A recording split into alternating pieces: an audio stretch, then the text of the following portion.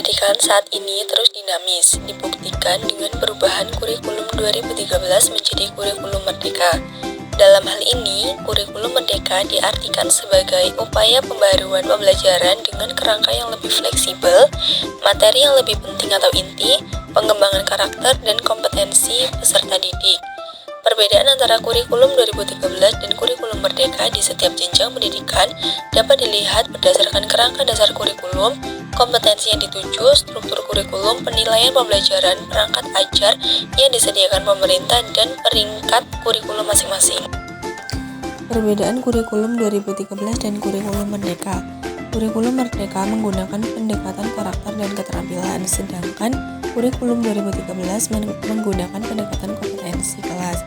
Kurikulum merdeka ditujukan untuk kelas 1 sampai dengan kelas 6 SD, sedangkan K13 bisa digunakan dari SD sampai dengan SMA. Kerangka dasar atau rancangan landasan utama kurikulum 2013 adalah tujuan sistem pendidikan nasional dan standar nasional pendidikan, sedangkan kurikulum merdeka yaitu tujuan sistem pendidikan nasional dan standar nasional pendidikan serta mengembangkan profil pelajar Pancasila pada peserta didik. Kompetensi yang dituju oleh kurikulum 2013 dan kurikulum merdeka. Kurikulum 2013, kompetensi dasar atau KD yang berupa lingkup dan urutan yang dikelompokkan pada 4 kompetensi inti atau KI, yaitu sikap spiritual, sikap sosial, pengetahuan, dan keterampilan. KD dinyatakan dalam bentuk poin-poin dan diurutkan untuk mencapai KI yang diorganisasikan per tahun. Sedangkan kurikulum merdeka yaitu capaian pembelajaran disusun per fase dan dinyatakan dalam paragraf yang mencakup pengetahuan, sikap, dan keterampilan. Perbedaan kurikulum K13 dan kurikulum merdeka. Kurikulum merdeka fokus pada pengembangan karakter dan moral siswa, sedangkan kurikulum 13 fokus pada kemampuan akademik siswa secara umum. Pelaksanaannya, kurikulum merdeka lebih fleksibel dan memberikan kebebasan kepada guru untuk mengembangkan pembelajaran, sedangkan K13 lebih terstruktur dan memiliki pedoman yang jelas. Perbedaan pembelajaran kurikulum K13 dengan kurikulum merdeka. Dalam kurikulum K13 menggunakan pendekatan saintifik untuk semua mata pelajaran, sedangkan kurikulum merdeka menggunakan pembelajaran terdiferensiasi dan kokurikuler melalui proyek penguatan profil pelajar Pancasila. Perbedaan selanjutnya ada pada penilaian. Kurikulum K13, penilaian yang digunakan dalam K13 yaitu penilaian sumatif dan formatif, menguatkan pelaksanaan penilaian autentik pada setiap mata pelajaran. Penilaian dibagi menjadi sikap, pengetahuan, dan keterampilan.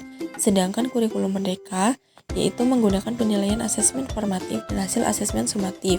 Penilaian autentik menggunakan pada proyek penguatan profil pelajar Pancasila. Selain itu, tidak memisahkan penilaian sikap, pengetahuan, dan keterampilan. Perbedaan selanjutnya ada pada perangkat ajar. K13, perangkat ajar pada K13 yaitu buku teks dan non-teks dan bahan ajar. Jenis-jenisnya seperti silabus, RPP, prota, promes, kalender akademik, dan rincian efektif. Sedangkan kurikulum merdeka, perangkat ajar dalam kurikulum merdeka merupakan berbagai bahan ajar yang digunakan oleh pendidik dalam upaya mencapai profil pelajar Pancasila dan capaian pembelajaran atau CP. Perangkat ajar meliputi modul ajar, buku teks pembelajaran, video pembelajaran, serta bentuk lainnya. Perangkat kurikulum K13. Kurikulum K13 menggunakan pedoman implementasi kurikulum, panduan penilaian, dan panduan pembelajaran setiap jenjang.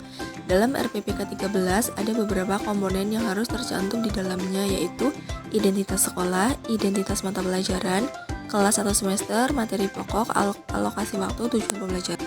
Sedangkan perangkat kurikulum merdeka merupakan berbagai bahan ajar yang digunakan oleh pendidik dalam upaya mencapai profil pelajar Pancasila dan capaian pembelajaran atau CP. Perangkat ajar meliputi modul ajar, buku teks pelajaran, video pembelajaran, serta bentuk lainnya.